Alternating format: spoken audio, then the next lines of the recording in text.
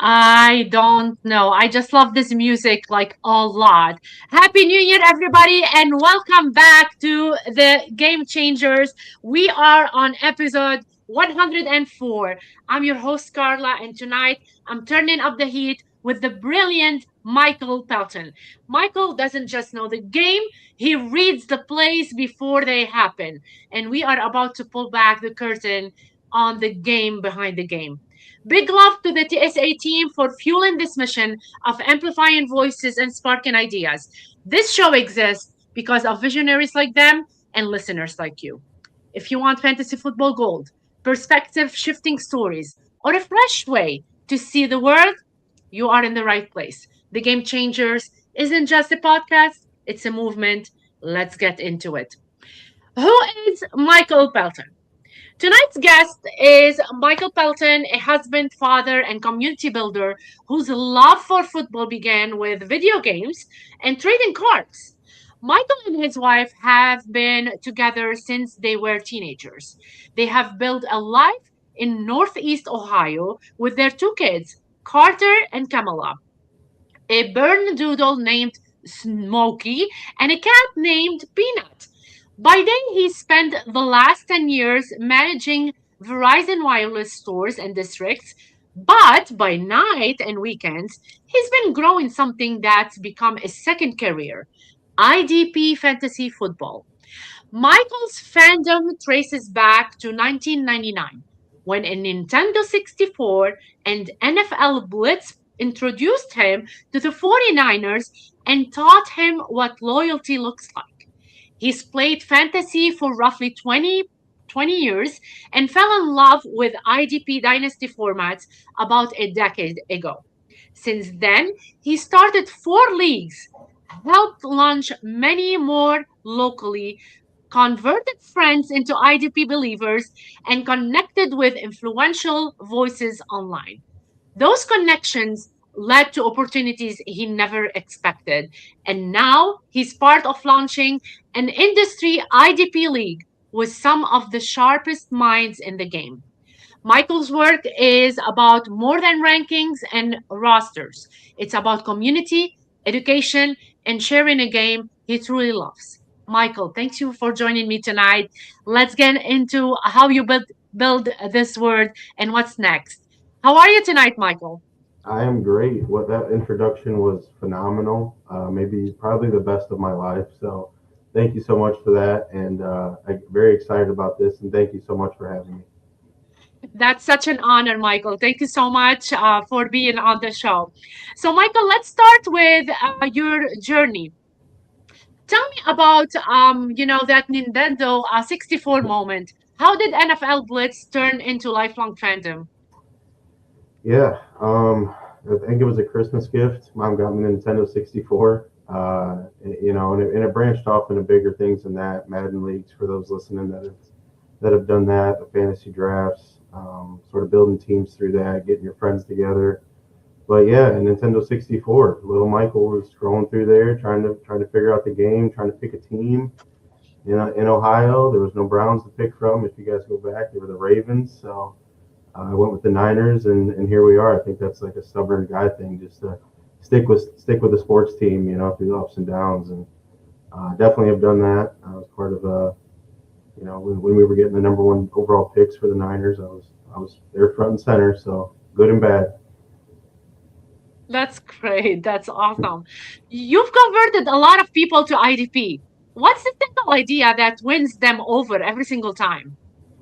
Yeah, I think I had a good friend of mine, still is part of my family actually, David Sanders, and he knew I played fantasy football, and then he got me into IDP Dynasty, Yeah. and from there it just took over. I couldn't go back. I couldn't play regular fantasy football, offensive only anymore, and I knew that if I felt like that, other people probably would too. So I got all my local friends that were just sort of playing redraft, offensive only, and started talking to them about what I was experiencing, the kind of fantasy football I was playing. It was hard for me to even have conversations with them about ball sometimes because we were playing on just two different wavelengths. So decided to start my own leagues with some of these friends that really since high school, we're playing redraft, offensive only. Guys that I knew loved football, loved fantasy football. I knew would be perfect for it, and maybe just show them something that they didn't even know was there. And after that, I guess the mission was born, and one league turned into two, turned into three.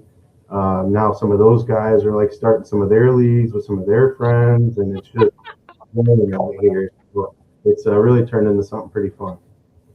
That's crazy. I really love that.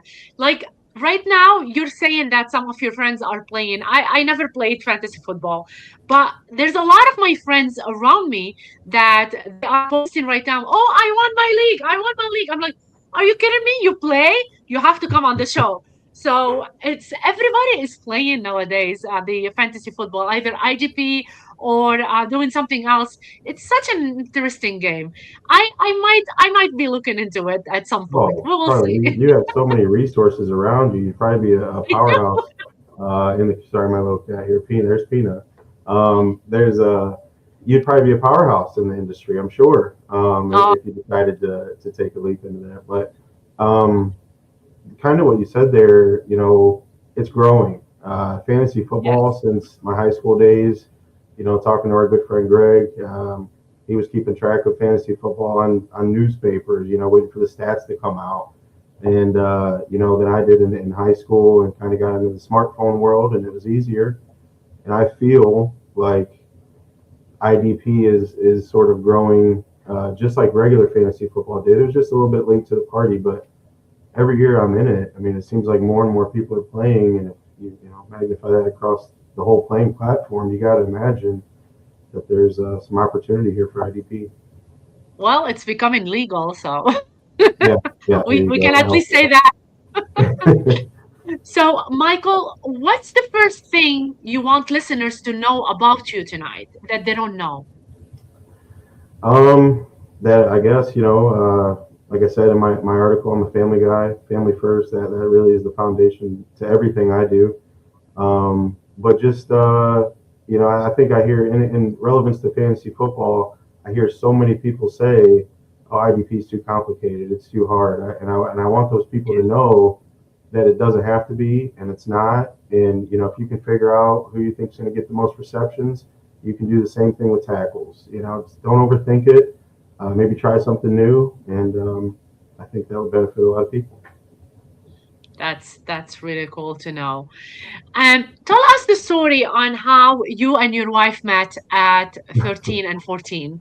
Yeah, that's a story there. We might need another show, but no. So okay, I live in a little town, New London, Ohio, is where I went to school at, and this girl moved to our school from another like nearby town, and she's like, hey, this girl at my school, I think you would really like her at my old school. So AOL Instant Messenger, if anyone remembers that, we kind of exchanged those, and we would talk on there, and eventually talk to parents into, driving us to each other's houses, and from there it just kind of never stopped. And now we are in our 30s, mid 30s, and two kids, and trying to make it all happen. So it's a little bit of a high So school sweet. sweetheart situation. That's a such sweet story. I'm a sucker for these stories, so I love hearing all of this stuff. What's one family ritual that keeps you grounded during football season? Um, I gotta say, just Christmas. Honestly, I think Christmas represents so much to my family, to my wife, even on my mom and dad's side. A lot of traditions there, and every time Christmas is here, football's in full swing. So I gotta say, Christmas. That's nice. I love Christmas too. Like Christmas is the best thing ever for me. Oh, we decorate the Surrounding whole my house. Yeah. family. I just took stuff out to the garage, Christmas decorations. I mean, we got totes and totes. My wife loves it. I mean, after I always tell her kind of, after Thanksgiving, after Halloween. I'm sorry, after Halloween, you go ahead. There you go. You go ahead and start decorating. Clearly, I have my hobbies, and if that's hers, then you go ahead and start decorating as early as you want. Are you someone that likes gifts and opening gifts like me, Michael? Oh, because of I'm course. like, I want to open a gift, any gift. Just, oh, you don't want to open it? I'll open it for you. It's okay. Well, in the Love doing that. parenting world, I guess that form is making sure that they have what they want. Making sure that Yes, they have those gifts. So I guess seeing that yes. is my gift. So I have three my own, so I do know what you mean, and it's such a different feeling for Christmas when you see that yeah, whatever they're asking you can provide, which is really amazing. And it's not about how much the gift is; it's about just how can you provide for them whatever they're asking for, even yeah. for just a little thing. We got our little one. We still got the magic of Santa in the house too. So that always makes it fun. We got the elf on the shelf still. Coming around every morning, making sure that he's seen and heard. So it's pretty fun. I love that. So your kids, how old they are, and do they play fantasy football? Good question. 9 and 13. It was Carter, my oldest son here. He just started this year, so he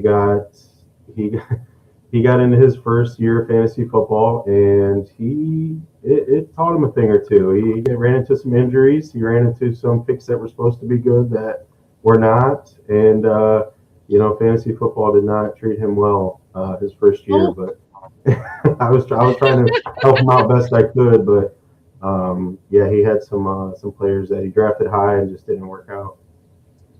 is he doing IDP too, or he's doing something with Scottish? No IDP for him just yet. He joined. My cousin is one of these stubborn individuals who does not want to play IDP, so he needed a extra person. So me and my son got in that league.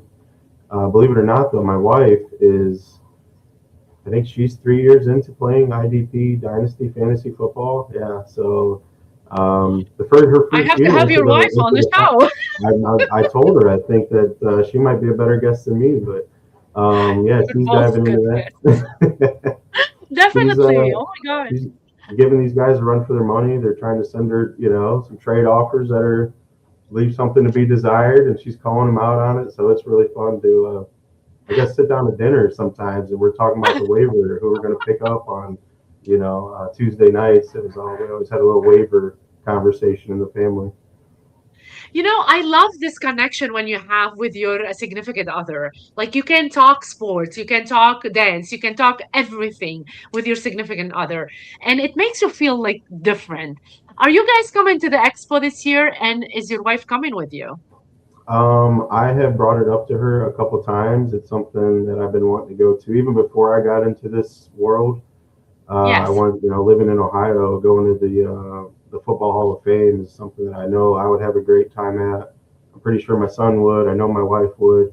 So, making a weekend out of it just for that, and then the expo on top of it. Um, yeah, it seems like it would be a great time to go down there and have some fun.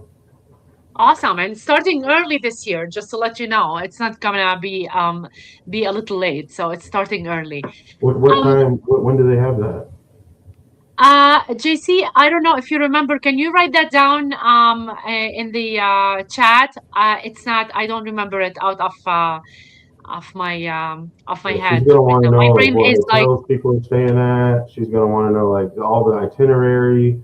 I'm just more to I show up can and send be you all there. informations for sure. I can send you all informations because usually the DoubleTree is really close by for everything around.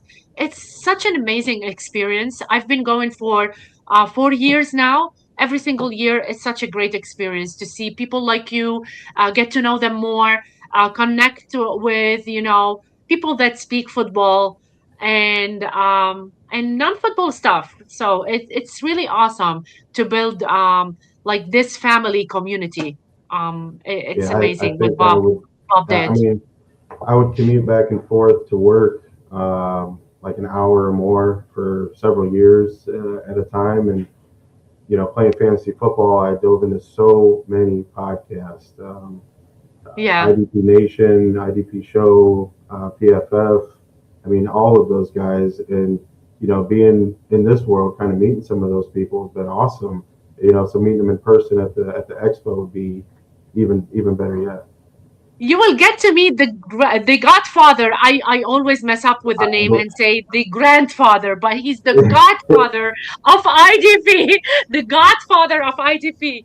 I love him, and when you meet him, you're gonna fall in love with the I did Godfather of watch IDP. your show with him actually, and I've Yes, heard him talk on many podcasts. And this league that we're starting, he was fashionably late, probably Godfather-esque style, the last one in. And we're kind of waiting yes. on his votes here, and here he rolls in late, and kind of puts his stamp of approval on everything. So I can't. I love him so much. I built such a great friendship circle there, and I do have a lot of respect for a lot of people there. So let's talk about Smokey and Peanut. How did they earn their names? Um, Peanut here. I was on my way home one night. I was stopped at a stoplight. This sounds like something made up, but I heard a little meow, and it was just, I literally got out of my car at a stoplight and chased down this sound that was in a ditch, and it was a little just cat, Peanut. Um, and he looked like the color wise like a peanut, and Nice. then we kind of kept that with my dog. He's an all black Bernedoodle dog with a little bit of gray and looked like Smokey. So that's what we went with. I love that. I love those names. I lost my baby Bichon Frise. His name is Tiger not a long time ago. So our like pets are furry pets. They are like so much like our kids. So Very much it so. was so hard. It was so hard. Um, so tell me, like, what's a small everyday moment with Carter and Camilla that makes you smile? Morning times are definitely eventful. Sitting down dinner time, we always make it a point to, no phones at the dinner table. Try to ask each other about their day. We even try to maybe play some games. So I think dinner time is definitely special. And every now and then I get a chance to take my son to like wrestling practice and football practice. Those car rides are always special to me, and seeing what he's going through and making sure I'm there to support him, is always a fun time. That's great. I love that. I'm trying to get JC's attention for the expo dates, but I do believe he's a little busy or something. I'll try and search it and send it to you at some point. Is it put online? Do they have like I'm sure they have a whole website and everything like that. Yes, they do. They do. I'll I'll track send it you. down, and I'll send it to you.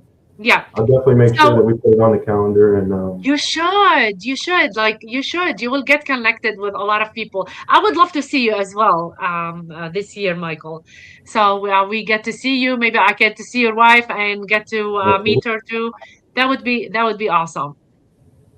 Michael, if you could go back in time, like 9 years old, Michael, with the N64, what okay. would you tell? What would you tell that Michael at that time? Um, Honestly, it would be to trust your gut. I think because the longer the more we go on, we want security. We want things I think that provide stability.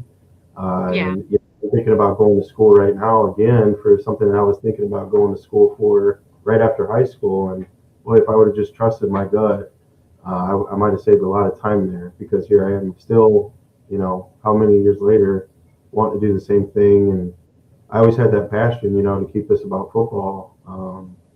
And it was always secondary. I didn't really chase it. It was always just something that we talked about, and I never really even tried to get into this world. And look how easy it was. So That's such an amazing thing to tell your 9-year-old self at some point. What's the best piece of advice your mom ever gave you about fandom or life? best piece of advice my mom ever gave me. Um, I don't know if it was more of a piece of advice, but it was just more of a constant reminder. I think to be a good person, Yes, that you don't have to sort of give into negative mindsets and that sort of stuff. And she was always positive. She always provided. She always made sure we had what we needed. Maybe when she didn't even have what she needed. So I would say just be positive. Keep that outlook. true to yourself, and I think she would agree with that. That's such an amazing, amazing thing to say. You have an amazing mom, I'm sure. Very, very What's much one so. thing what's one thing about you that surprises most people when they meet you? And why? Um, One thing that surprises people when they meet me, I think maybe my hobbies, or when What they, kind of when, hobbies? uh, I played pool, billiards since I was able to lean over a table and shoot pool.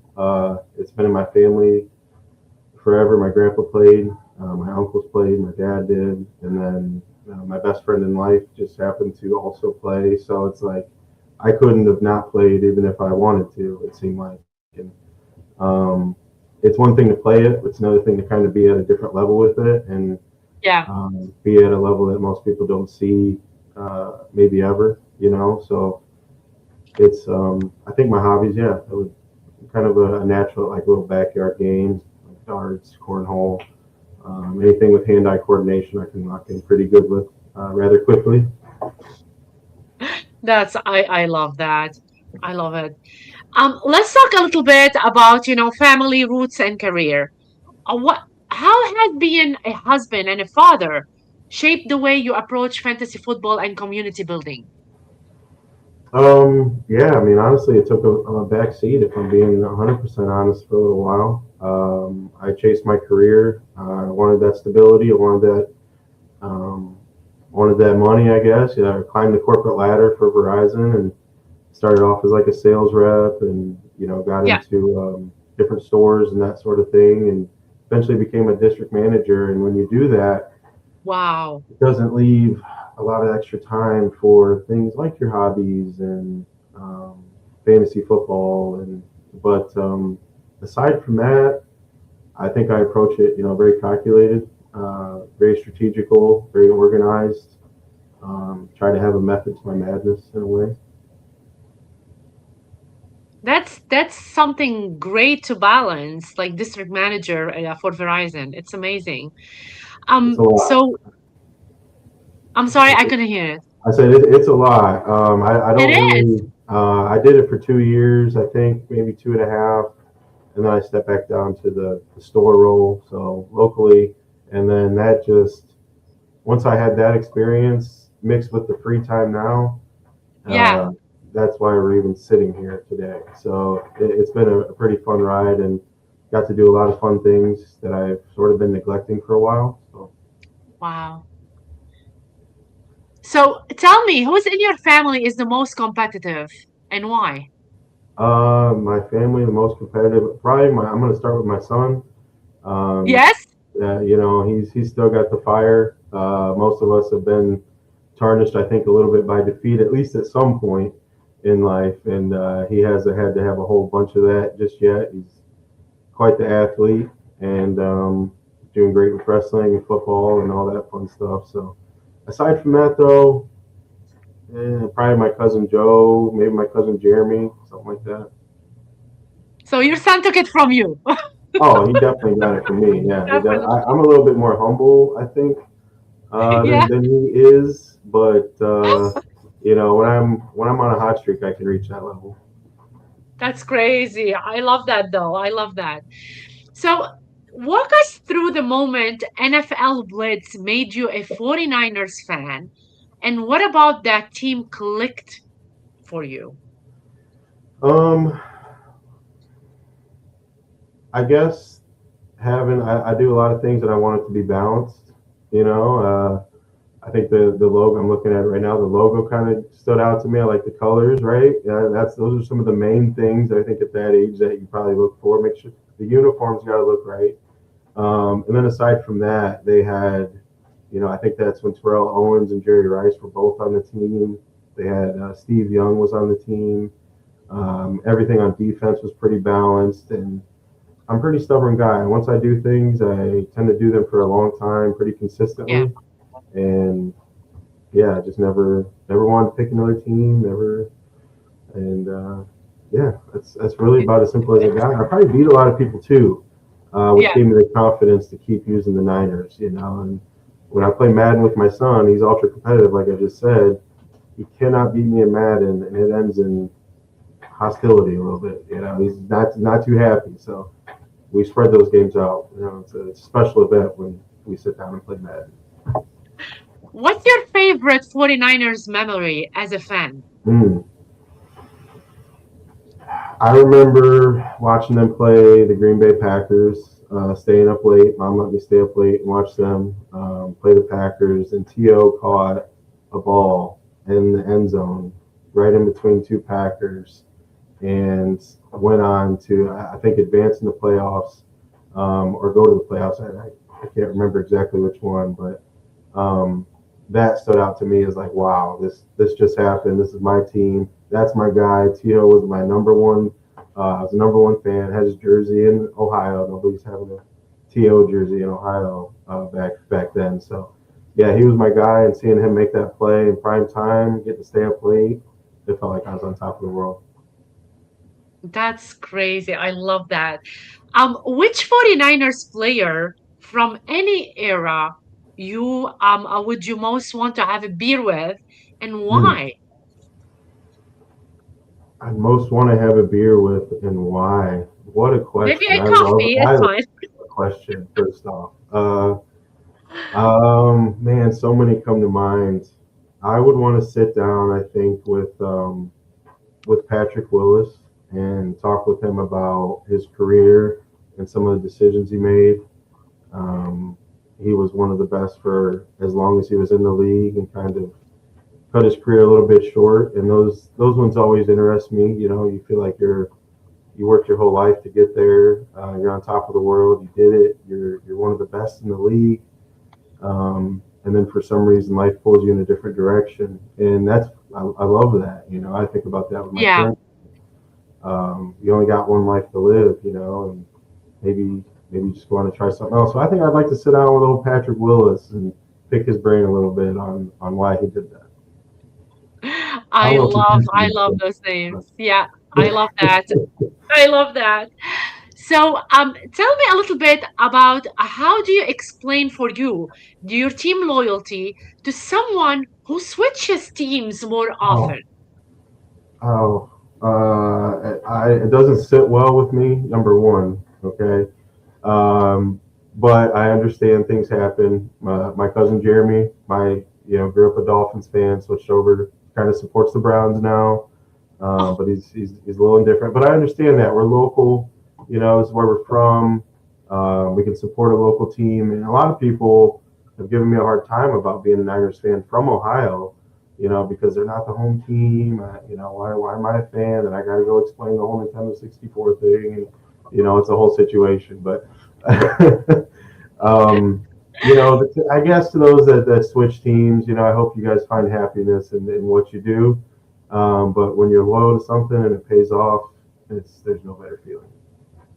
no, I love to stick with one team, even if they're losing, and that's how much loyalty means to me. You need to be loyal to your team, no matter what. If they're losing, if they're not, you have for me, in my opinion, it's totally different from fantasy football. If you're loyal to a team, just stick with that team.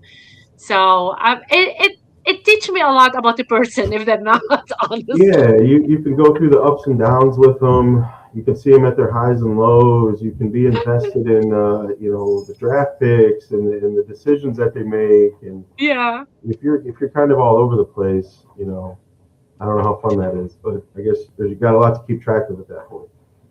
So I've been watching 49ers lately, and they've been doing a lot of good stuff. How do you handle friends who root for rival teams? Some of them do that, I think, just to get a rise out of me, because they know, obviously who I root for, and I've done it for a long time. And if they're watching football and the Niners are on, a lot of them are probably thinking of me. And the rooting for, one of my Carter's friends was over here the other night, and he Yeah. was he was jawing about the Seahawks, knowing that I'm a Niners fan. So I just sort of take it with a grain of salt. Some friendly banter is always good. So just give it back I to my get it. team. I get it. You should see when everybody is sitting here in my in my sitting area, and I'm with the Chiefs, and everyone is like talking trash about the Chiefs. Oh yeah, you know that Yeah, they you guys pay missed the this, they pay playoffs. that. How are you Are handling you that? I kidding me? mean, you guys got the dynasty over there, and all of a sudden we just missed the playoffs. I mean, I that can't feel know. great. It was a tough year for them this year. They didn't play. They didn't play well. So it happened. But I still believe that next year is gonna be maybe another year. So Oh, this and this has been a year for every single like high rank team for me. It was a different perspective. Like the teams that supposedly they're gonna win, they never won. Did you I see the think difference that's the this year? beautiful thing It was about the crazy. NFL. I mean, you just don't know who's going to be on top. I mean, there's no clear Yes. favorite right now in the NFL, and that's I think part of the appeal, and that's why it's such a powerful industry is because there's not a front runner. We kind of seen that with the NBA, and I think people lost interest, quite frankly, and Yeah. have a team like the Chiefs miss the playoffs, and I mean the Colts were hot; they missed the playoffs. I mean, there's so many that the Lions missed the playoffs. Is insane that those kind of teams The can miss the higher ranked. playoffs. Yeah. It says a lot about the state of the NFL, and I think it's a good thing. A lot of injuries this year as well. A lot of injuries, especially like Mahomes. Who would think that he's gonna have a surgery right now and he might come back, he might not come back next year. Hopefully, we will see what's gonna happen. So for you being a 49ers, who you think is gonna make the playoffs this year, Michael, in your opinion? As far as like make help us make a push here. Yeah, who do you think? Who you're rooting for? Who's gonna Oh make well, the I mean, I got to root for the Niners, definitely. and if they don't do well, then I tend to root for the NFC West as well. Just to be able to say, well, look how hard we had it, that sort of thing. But out of the AFC, I mean, it's anyone's game. I hate to like even the Jaguars are looking hot right now. I mean, it just is so wide open. Um, Yeah. with who could take it. I really don't even have a guess hardly. But NFC, I just got to keep my eyes on the prize. Niners have fought through injuries all year long. I did not think they would end up in the playoffs, let alone have a shot at the NFC number one seed. So I think that's just a testament to coaching. Not everybody has a backup like Mac Jones to get you Yeah. through the rough times. So kudos to that whole coaching staff on I think prepared them for that. But man, it would be nice to have our studs out there. Well, I hope so. I hope we're gonna see 49ers at the playoffs this year. We're gonna see. For you, which 49ers draft pick in recent memory impressed you most from an IDP perspective? From an IDP perspective, Perspective. that last one, Michael Williams, he Yeah. before he got hurt did really well. Um, they always seem to do a really good job, I think, drafting linebackers. We haven't had to recently because of Fred Warner. Nick Martin, I had super high hopes for this year, and it seemed like he had a bunch of opportunity to take the field, and it never really did. So that one kind of let me down, just because I was so hyped on him, but he never, again, even with all the opportunity, had a chance to make an impact. So that one worries me a little bit. But on the flip side of that, Michael Williams here in recent memory, I think has been great. Nice. If you could change one rule in the NFL to make the game better for defensive players, what Mm. would it be? Growing up, I don't want to sound like an old guy here, but they protect the quarterback so much. I understand why they do, and without the quarterback, everything comes crashing down like a ton of bricks. You can't have guys like Mahomes and Lamar getting hurt, all the time. People aren't going to tune in and watch. They're not going to go to the games. But so many games I feel like are decided by that roughing the passer call. Um, it just almost makes me sick sometimes that some of the plays are taken off the board because a guy barely put his weight on a quarterback, and then they're looking at that, drawing it all the way back, and now the game's in a whole different state. I think that they should to look at that a little bit more. But again, I understand the why behind it. Are you with or against the tush push? Oh, I hate Philadelphia. I'm just going to go on record right now. I don't even know if it's just me and you right here. I am not an Eagles fan. I can't stand their fans. I can't stand the team. The coach even. I can't stand the way he looks. Um, I'm not a fan of the tush push really, but I cannot take it off the board. I can't really because it's just my guy versus your guy. Find a way to win.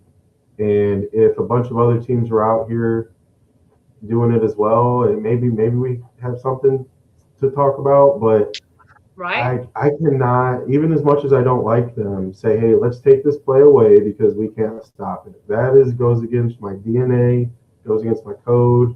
I just can't. I wouldn't be able to sleep at night almost if I wanted to get No, rid of the I'm tush push. against it But too. however, if I they don't do want get rid of it, I'm not going to also lose any sleep. So. it. I get it. I get it. If you hate the team, I mean, they're not gonna lose sleep at all. If they go to take it off the board, I just don't want it to be because of me. That's all. Yeah, that's crazy. That's crazy. I heard a lot of talks about it. I hope they're not gonna take it from them. I mean, it has been for a long time in there. And I mean, if other teams like you can do it, like you can do it. I don't know why they don't do it, but Yeah, I guess I don't, and I think you're seeing more of that. You're seeing variations of it. yes, I think that it might come down to a rule for like pushing a player in or how that's done. Maybe there's some adjustments made, but even in some of the variations, the quarterback standing behind everybody, just hands in his pockets. He's not part of it at all. And then you got Jalen Hurts out there, he's squatting buses, and he's like, yeah, I have to be in there. So there's just so many different ways to do it, which is why, again, I mean, get creative with it, have fun with it, but we can't take it away. that was peanut That was Peanut. That going was through. Peanut. Yeah, and then Smokey was here earlier. I don't know if I you've know. seen I him. saw Yeah, Smokey in the back too. I they love that. want to be on an interview too here. Oh Yeah. my God. I love it. I love it so much. So, Michael, tell me, when did you first play fantasy football and what format was it? Um, my first memories of fantasy football was like a family league.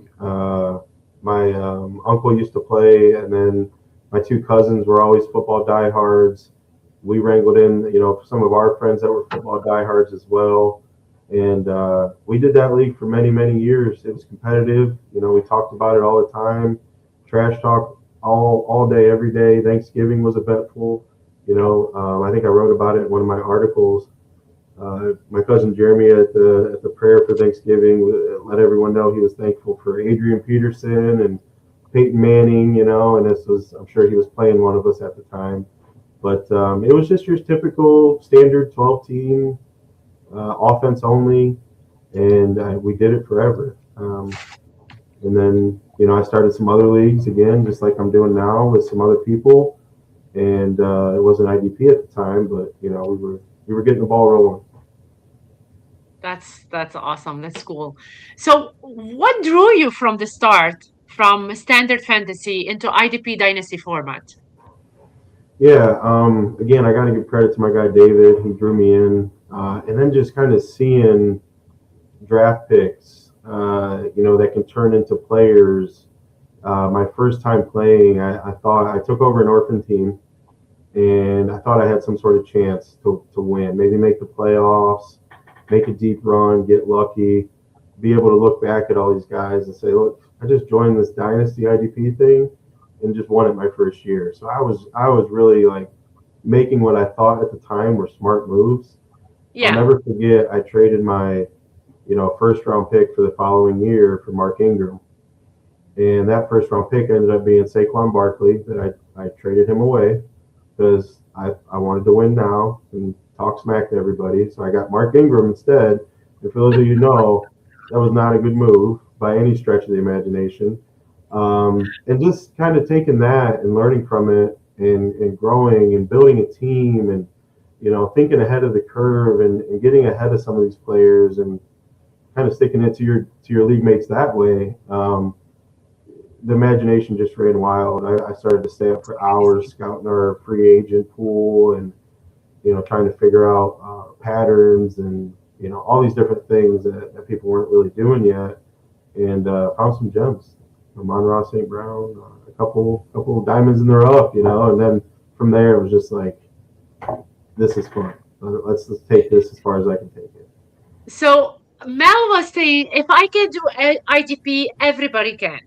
What's the single biggest misconception new players have about IDP? Hmm. I talked about. I think a lot of people overcomplicate it. They think too much of it. But once we're in the league and settled in, and you decided to play, some of the biggest mistakes I see people make is overvaluing certain positions. Okay. Defensive backs, they overvalue maybe some rookies, that probably aren't going to play right away. And if you haven't played much IDP or Dynasty, really, you don't recognize that. You maybe think that this rookie that went in the first or second round is going to sort of be the savior to your team. You're mistaken.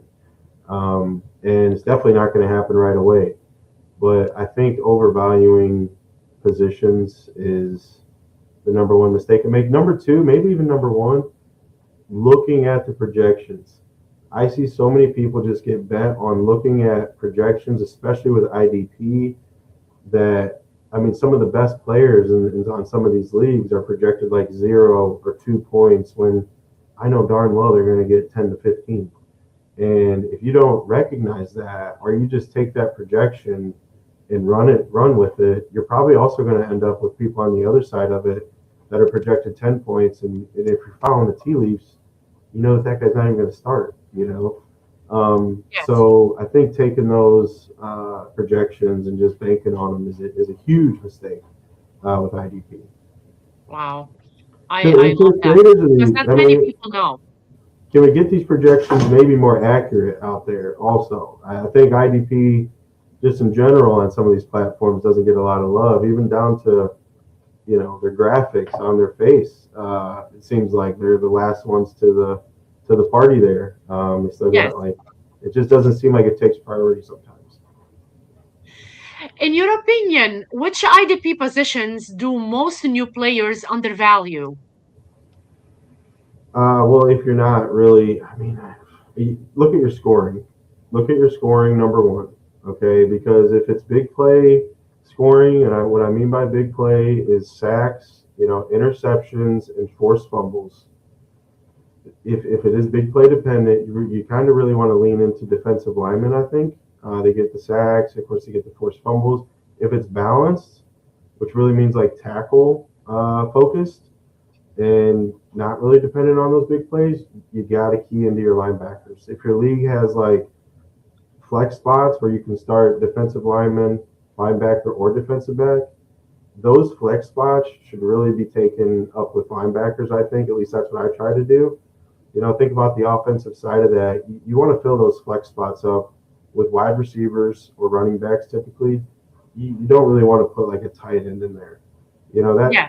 on the defensive side of that, sometimes that can be the equivalent of like a defensive back or a defensive lineman. You want a high floor there as often as you can. So tell me, Michael, what's your favorite IDP sleeper pick you've ever rostered? Hmm. Love. Great question. Um, Last year, I think there was a guy. His name's Kaliki Hudson. Okay, he played for the Commanders, and he was a playoff stud. And he just got a lot of playing time, a lot of tackles, and he was not on anybody's radar at all. And I think come playoff time, that's where IDP is a little bit different than offensively because you got to be in the know. You have to know who's going to be starting, who's going to get the snaps, and a lot of times those players can be second, third, fourth stringers if we have injuries. Look at the Niners right now. They had Fred Warner, Tatum Bethune. We're rolling into the playoffs. I don't even know if Robinson's going to be available. Now my guy Nick Martin maybe gets a shot. I don't know, but if we're playing fantasy football right now, it's really important to know, which one of those guys is going to be able to get the points because somebody's got to get the tackles. And I think we just got to do the math on who that's going to be. So, JC, send me the date for the expo. It's gonna be July 24 till July 26. So Okay. it's gonna be in July this year. Make sure we Just don't to have let you know. anything. I think we're going. We do like a camping trip with our friends every June down in Mohican, Bring Ohio. them. A lot of them actually play fantasy. We're in there mid-June camping, talking about trades, sitting around the campfire. But yeah, a lot of them might come to the expo as well. Yes. So this is gonna be really great if you get to go. Yeah, I can't wait for that. It sounds like a huge event, and sounds like I'm Yeah, it's picking it gonna up be for quite a awesome. while. So, Michael, talking about IDP, and we're talking a little bit about injuries as well. How do you handle injuries and long-term IR spots in Dynasty IDP? Uh, I find myself checking depth charts a lot. Yes. Right here on my desktop, going to ESPN or the team depth chart, seeing who the next man up is, kind of identifying how long that injury is going to be. And week to week, I think so many people get caught up in dynasty. I got to have this stud that's going to be here forever. He's got to be young. He's got to have production. And you forget that we're playing a week to week game sometimes. And, you can make those moves, pick up, drop, obviously, but understanding who the next man up, super important and super underrated. You're not always going to have Derwin James or Fred Warner that you're rolling out there. And then handling it like long-term IR spots. I never want to burn an IR spot up, with somebody that even with them being healthy, um, I'm probably going to drop anyways. Maybe it's somebody that I take a chance on and see what the roster looks like when they come back. But I really try to use my IR spots on the premium guys. Fred Warner's in there. I can't stop saying his name. Nick Bosa. I think Malik Neighbors, offensively. So try not to burn those IR spots up on guys that are what ifs, I guess. What's one rule tweak you think improves IDP leagues universally? One rule. We were just talking about this in that big IDP Invitational. I have always had on my, and maybe this will be foreign to a lot of people out there, but when I manage my Yes. leagues, I make sure on your bench that you can only have so many offensive players and so many defensive players, because Yeah. I think that brings balance, to the player pool. You can't have like three or four teams that stocked up on a bunch of IDP players, and now the rest of the league doesn't have anyone to choose from. And I just think it creates a little bit of um, sort of makes it unlevel playing field almost. So I try to manage that. I go through every so often. My league mates are probably annoyed with me, but I make sure that everyone has the right amount of players, and I'll call them out in the chat type of thing. That's where the management side of me comes out, and getting organized, making sure that everyone is not playing by different rules than anyone else. So tell me, what motivated you to start four leagues and help start more locally? I always have had such like uh, I guess a gift to bring people together, Yes. to Love that. network, um, to see strengths within people. And if I see a friend over here and maybe a guy over here that has common interest, I find enjoyment, I guess, out of bringing them together and seeing what kind of stuff they can come up with. I've done this with disc golf. All my buddies here locally that play disc golf, we have a little group that try to put on tournaments. And with my pool league, I'm the pool league captain. I just got off the phone with somebody before this call about putting The together a commissioner. roster. Yeah, the commissioner putting together a roster. Got to make sure I got bench spots filled up.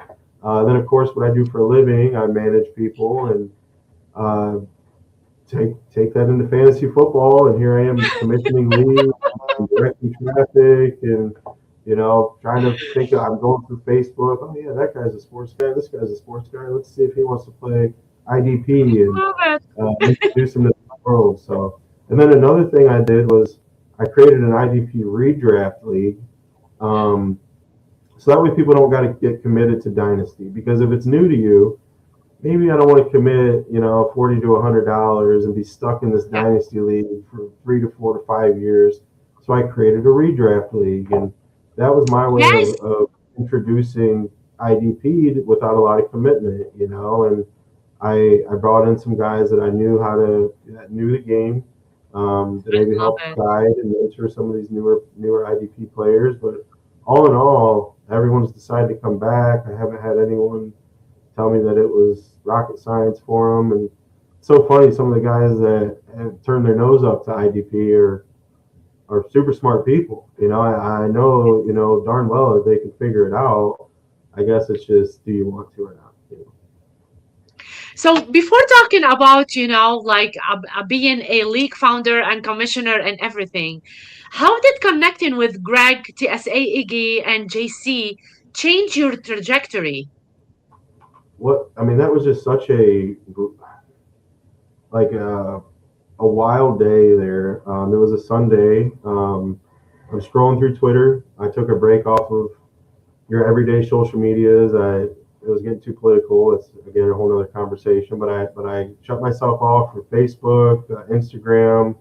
I even deleted Pinterest off my phone. And the only thing I had was X, and I unfollowed everybody on X. And I only That's me. followed, not you. I only followed sports, NFL, football. So it became a tool for my fantasy football world, really, for news and updates. And I was following musicians and like Howard Stern That's stuff. good. I unfollowed all that and then just made it about football. And then through that one day, I was sitting like on a Sunday, and Greg was live, and I just simply hopped on his chat. I think I asked some start sit questions. I was having technical difficulties. I remember I couldn't come on and ask them. I had to write in the chat. But after it was over, Greg called me, and that was the first introduction to any content creator.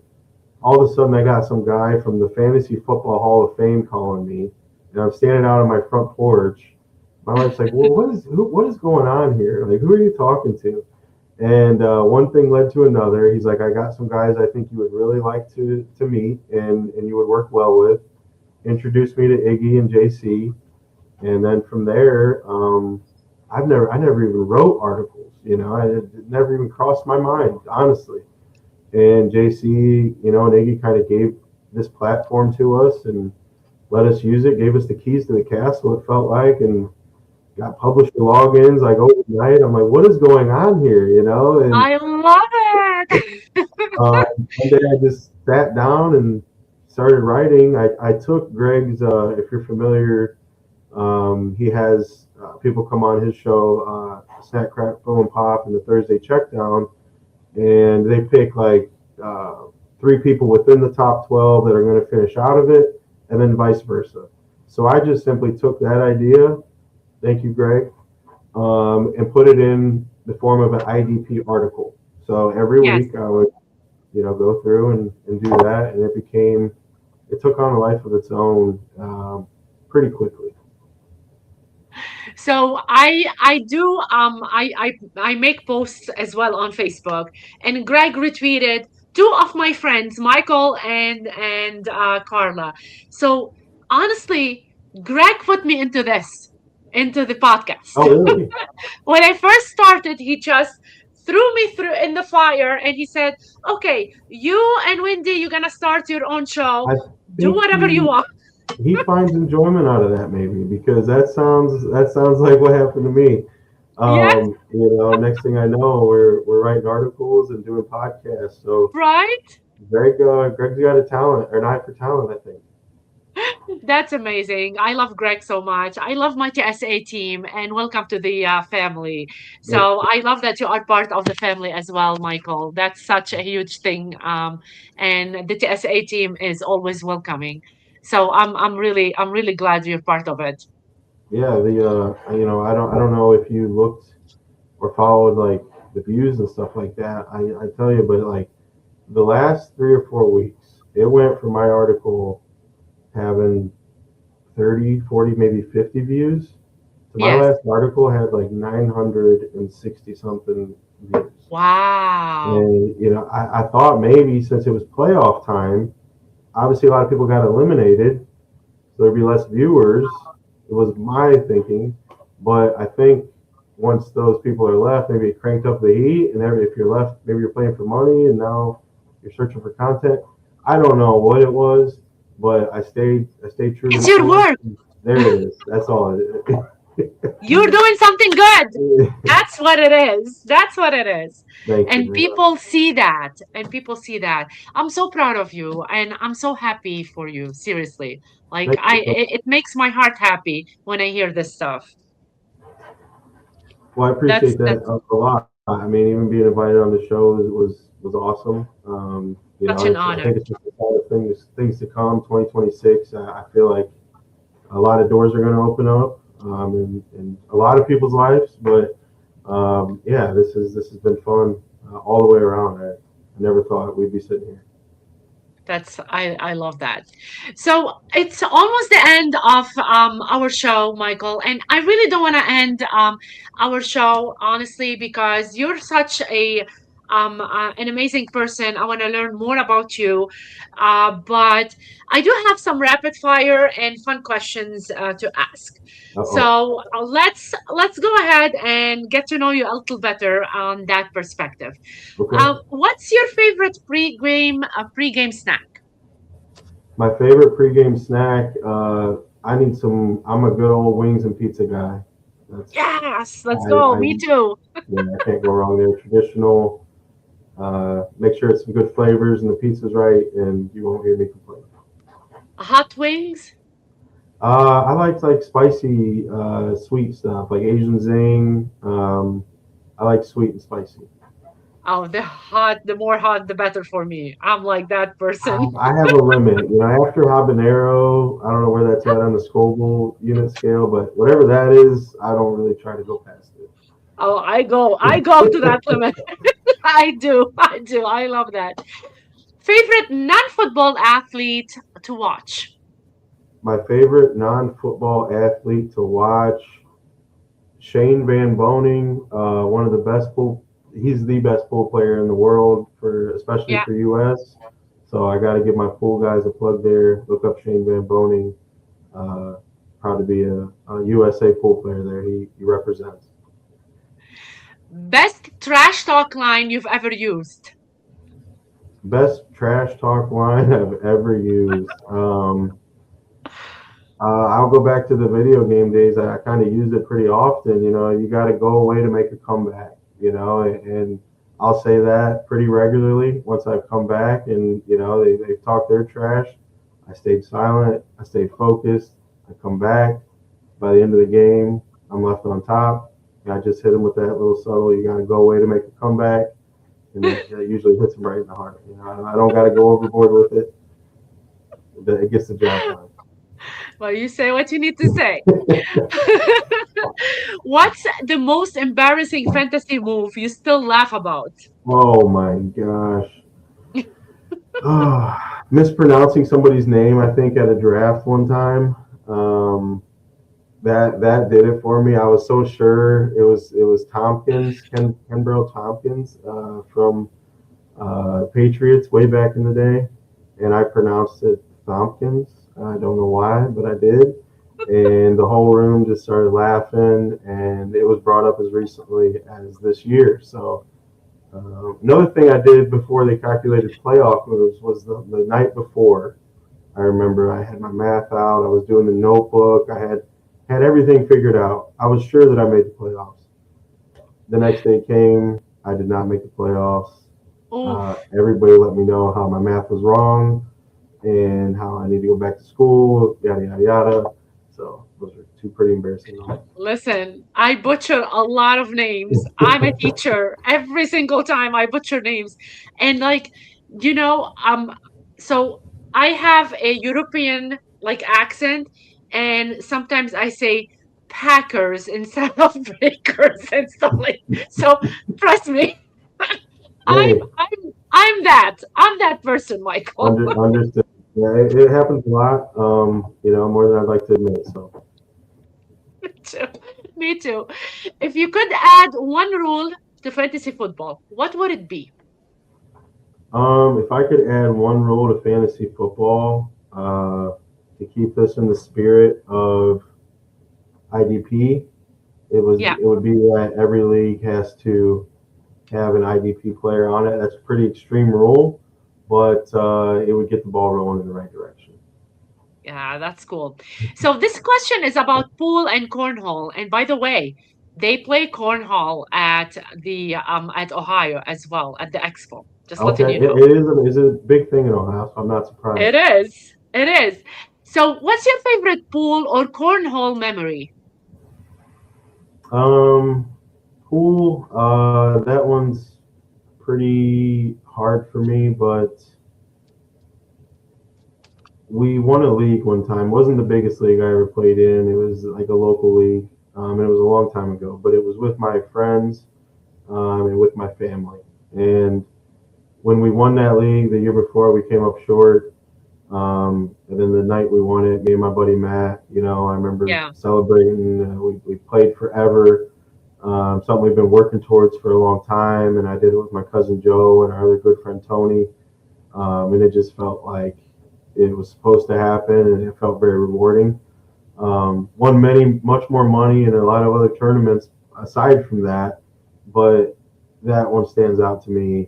Something I probably won't ever forget. And then with cornhole, I'm not as like official, I guess, with cornhole. Like I don't play in leagues. I don't really go to many tournaments. But when our buddies get together and we're cooking out, and we do have like the official graded cornhole equipment. It's all got to meet certain standards. But I don't really have one certain memory, but it's more so just hanging out with friends and being competitive, and seeing the unlikely shot go in that swings the game, and that sort of stuff always makes it a lot of fun. That's cool. What's your go-to karaoke song? Not a big karaoke fan. My No? wife would wish that I was. I mean, she's the one that's dragging me to the dance floor. She probably this is gonna be so crazy. Uh, oh my gosh. God, Is it Pink I could Pony? probably do like a Dixie Chick song really well. Earl Had to Die. I could do that I love really, it. really well. I could do a lot of songs, but like I feel like if we had to get up there and do a song, we could We have probably do. karaoke too at I'm the sure we expo. do, and I am not doing that ahead of time. Don't even ask. But I'm gonna sign up for this when you oh go, my Michael. God! No, I bet that's probably the most random song to even think of. But I'm I'll thinking talk about to my your wife. I'm wife. thinking about what she would be good at. She's probably gonna have to be there with me, so I'm gonna need a song that she's comfortable with. So we're gonna Yes, go with that one. I love it. I love that. If you weren't in retail management, what would you be doing? I love to cook. I feel like in a different life I could be, or I would have been maybe a chef or something like Nice. that, but life didn't go that way. And I think you work a lot of crazy hours. I'm not so sure the money's worth it either in that industry. Maybe I'm wrong.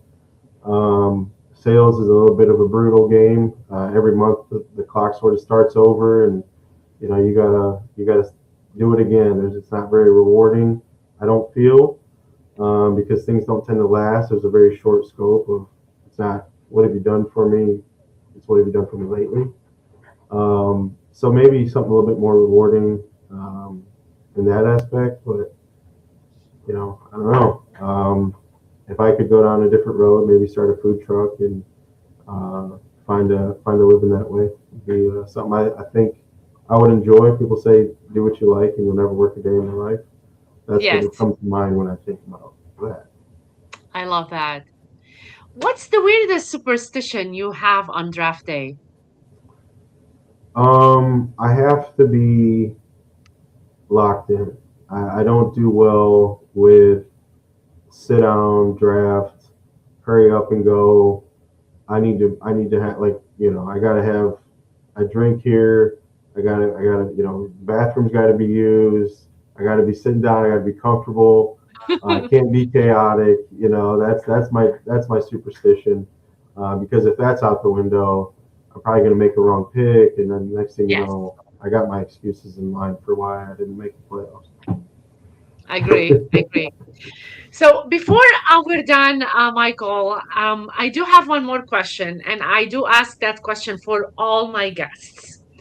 So, what's something, or maybe a secret that you never shared, or something that you did when you were a teenager or younger, or maybe now, and you never spoke of at all to anybody, and no one knows about it? You want to Oh, share on wha- the Game Changers tonight?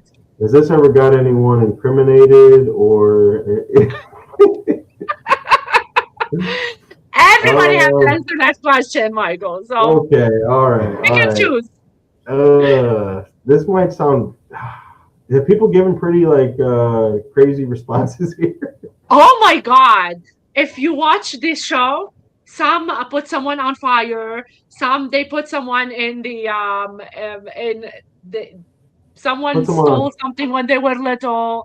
Like there's a lot Okay. of crazy stories. Okay. I'm telling you, All crazy right. stories. All right. This one just has never left my mind ever. It was when one of my friends got his license, okay, for the first time, and the other three of us either didn't have our license. I know I didn't for sure, or didn't have a car. And we were sitting around. It was late at night, and we decided to go hit some mailboxes. Right? I don't know if you've ever seen that, but we're taking some baseball bats maybe, and we're hitting some mailboxes. And everyone got a turn. I except me. I didn't get a turn, but it was because of what I'm about to tell you. I was next up, and we hit somebody's mailbox, and this guy was in his truck chasing us before we knew what was going on, and he wasn't stopping. He was gonna figure out who did it, why they did it, what was going on, and the only way we got away was we were on a back road that led to a main highway. All right, and we're racing down this back road. It kind of had a big hill, like you could probably jump this hill if you had enough speed, and we were going pretty quick. We come to this highway, and as we're coming to this highway, a semi is coming. And if you're driving legally, you probably would stop here. But we seen an opportunity, or my friend seen an opportunity, to get out in front of this semi, so that way the car following us could not get out in front of the semi. And we got away, made a quick turn. Guy couldn't find us, or he didn't know where we went. But in hindsight, if my son ever did anything like that, we would be having major conversations. I can't believe that's what this show is ending at right now. But that is a true story. I do believe I heard another story like that too. One of my guests, they did talk about something like that as well. That's crazy though. That's crazy. You only see And this stuff in the movies, I Michael. know it really was wild. I think we had spray paint and we did all kinds of stuff that night. We Oh my probably God. shouldn't have, and it does not represent who I am today, I for what know. it's worth. We All all right. did stupid stuff while teenagers. Yeah. No, that was a wild one. Yeah, we'll just stop it there. Wow, that's crazy. Thank you for sharing that story with Yeah, me. absolutely. I really appreciate it. So, before I wrap up, Michael, please tell everybody the best way to connect with you online and where they can follow your work. Yeah, you guys can find me on X, IDP Pelton. I'll be sharing stuff on there throughout the off season. I think towards the Super Bowl, I'm going to have an article out on how to prepare for your off season when it comes to dynasty, specifically IDP. And then aside from that, you guys can find me at TSA. I have a Discord, the Fantasy Film Room. You guys can hop in there, ask any start sit questions that you want. But yeah, thank you guys for following me all season long. I'm on Reddit as well under IDP Pelton. I try to share my articles on there as often as I can, and what a community that is. Let me just say. So, It is. I love that. So I have to say hi to my students as well. I have a lot of my students watching me on TikTok. So I want to say hi to them. I don't have the chance to talk to them. I always like say hi and give them some hearts, but I really appreciate them like jumping in and saying hi to me. absolutely. Yeah, once in a blue moon. I love it. Michael, thank you so much for joining me for this episode of the Game Changers.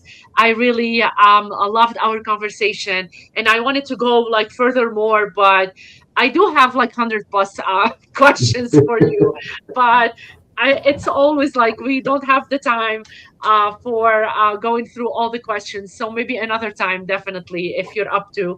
Or I can talk to you to bring your wife Oh, I mean, for if you the want Game to get both of Changers. us on here, that would be something there. You can pick her brain on how she's navigated the IDP I Dynasty would world. love it. I would love that. I'll definitely like text you and send you some DMs so we can make that happen. Um, thank you guys. Thank you everybody for joining us tonight of the for the Game Changers. If today's conversation gave you a fresh perspective on fantasy football or the game of life, do me a favor, drop a comment with your biggest takeaway and one question maybe for Michael for this episode. I do read them all and maybe Michael can answer you as well. Mark your calendar and join me for next Wednesday at 8:30 p.m. Eastern Time with Adam Murphat for more game-changing conversations. Big thank you for JC for the behind-the-scene magic and the powerhouse of the team TSA for making this platform possible. If you enjoyed the episode, subscribe, hit the bell, leave a review, and follow us on social media. Check out the show notes and timestamps and links. Until next time, keep challenging the game and making your mark. This is Carla and Michael signing off. Have a great evening, everybody, and Happy New Year. Bye.